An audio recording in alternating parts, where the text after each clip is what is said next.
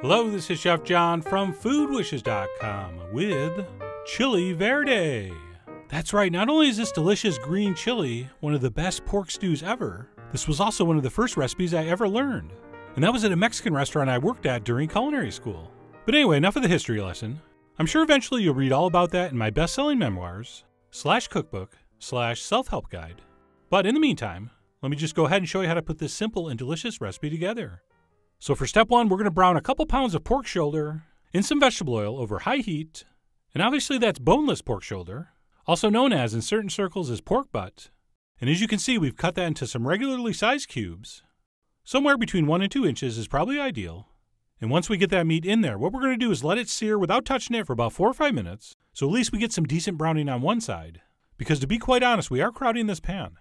If we really wanted a thorough browning, we would be doing this in batches. But I'm not. I'm going to do all 2 pounds at once, which is fine because the chef I learned this from didn't brown the meat at all. There, everything was just thrown in a pot and stewed until tender. So we will let that first side sear for about 4 or 5 minutes on high, and then we'll give that a little mix. Any pieces that are still unbrowned facing up, we'll turn those over to possibly get a little more color. But because we did crowd this, and there's a lot of moisture in there, that second side really isn't going to brown too well. Which reminds me, we haven't added any salt at this point, because that would have drawn out extra liquid, which we don't need here. But that's okay, we're going to add some in just a few seconds. So like I said, we're going to brown that meat the best we can, at which point we can reduce our heat to medium and add 1 large diced onion. Along with that salt we promised. So a big pinch of salt, and then what we'll do is we'll cook those stirring until those onions soften up a little bit and start to turn translucent. Which should take, 4 minutes, maybe? But you'll know because you're going to be looking at them. And when they're just about right, they should look something like this. And at this point, we'll stop and add our herbs and spices. And for my chili verde, and by mine, of course, I mean the one I stole from my old chef, I'm going to be using some dry oregano. And sure, I love the fresh, but in this particular recipe, the dry does work better. And then we're also going to do some ground cumin, as well as a little bit of coriander. And then last but not least, just to stay in shape, we will do a few shakes of cayenne. And once we stir all that together, what we should do is cook that for about 2 minutes, just to give those seasonings a little wake up in that hot fat. And then once that's been accomplished, what we'll do is we'll turn our heat down to low while we blend our sauce. And ideally, what you're about to see me do at this point in the video, you've already been working on while your meat was browning and your onions were cooking. But anyway, like I said, we'll leave our meat mixture on low while we put our sauce together, starring this, Tomatillos. And no, these are not green tomatoes. They are related to them. They're also a member of the nightshade family. And what we'll need to do is pull off that paper husk and rinse off any mysterious black schmutz. And don't be afraid, they're a little bit sticky. But like I said, we'll pull off those outer paper shells and give them a rinse. And then once we have our tomatillos depapered and rinsed, we can go ahead and add those to a blender. But before I do, I like to cut them in quarters. I think they blend up much better that way, and it only takes a second. So we will cut those up and add them to the blender. And then we're also going to need some garlic, and a good amount of it, as well as some jalapeno pepper that have been seeded, or pretty much seeded. There might be a couple in there. I'm also going to do some green poblano pepper, or any other green pepper for that matter. Then we'll also toss in a handful of cilantro, which, yes, is optional if you don't eat cilantro. And by the way, tell your friends to leave you alone and stop trying to force you to eat it. For 10% of the population, cilantro tastes like soap. It's actually a chemical reaction on the tongue. So there's no shame. And then we'll finish this off with a couple cups of chicken broth. And sure, you can use water if you're afraid of this being too flavorful. But of course, that's up to you. You are the jefe of your verde.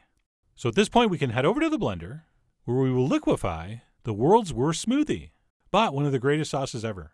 So we'll start by pulsing on and off, as per usual.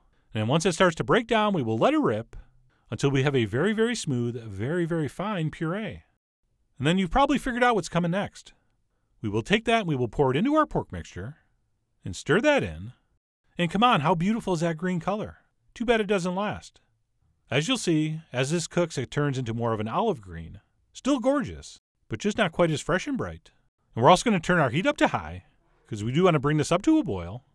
And we will at this point also add some more salt. All right, we put a little bit in earlier with the onions, and we're going to put some more in now, and we'll also put in more later with the potatoes. And then we're also going to toss in 1 bay leaf, and we will bring this mixture up to a boil on high, and then we will reduce our heat and try to maintain a slow but steady simmer. And all we're going to do is simmer this, stirring occasionally, for about 1 hour before we add our potatoes. And like I said, you're going to see that color change, And of course, you also may see some fat rising to the top. And you can skim that off if you want. I usually do. So like I said, we'll simmer that meat for about an hour before adding our potatoes. So I'm going to toss in about 1.5 pounds of Yukon Gold potatoes that I peeled and quartered. And we will season those potatoes with another addition of salt, as well as its good friend, freshly ground black pepper. And we will stir all that together. And of course, like every stew and soup ever made in history, if you think it needs a splash of liquid, which I did right here, add some. Totally appropriate and very good evidence that you're actually cooking and not just reading a set of instructions. So I stirred in a little more broth, and then the rest of this recipe is as easy as it is obvious. We're simply going to continue simmering for about, I'm going to say, 45 minutes to an hour, something like that, until our potatoes and meat are fork tender. And that's really going to depend on how big you cut your potatoes and meat. So feel free to start checking earlier. But after about 45 minutes, mine seemed just about right. And I could tell my potatoes were cooked by just looking at them. And after poking a couple of those pieces of meat with the fork, I was able to confirm my chili verde was done and pretty much ready to serve. And I say pretty much because you have to taste it for seasoning, especially salt. So I gave mine a taste, and because I was seasoning along the way, it was perfect. So at that point, I ladled up into a nice hot bowl, and man, does that look good. Although I think I could sneak in one more potato. And then you know me, I love to garnish. So I'm going to finish this off with a dollop of sour cream, as well as some homemade pickled red onions, which are just an incredibly beautiful color. I really should show you how to make those, but it's only one ingredient. So maybe I'll just tell you in the blog post. And then last but not least, a little bit of torn cilantro and Chef John's version of Casa del Sol's version of chili verde is done. And as far as bowls of stew go, looking very, very inviting. So I'm going to go ahead and dig right in. And you guys know I love pork, but I think possibly the potatoes are my favorite part of this dish. The way they absorb all those flavors is just incredible.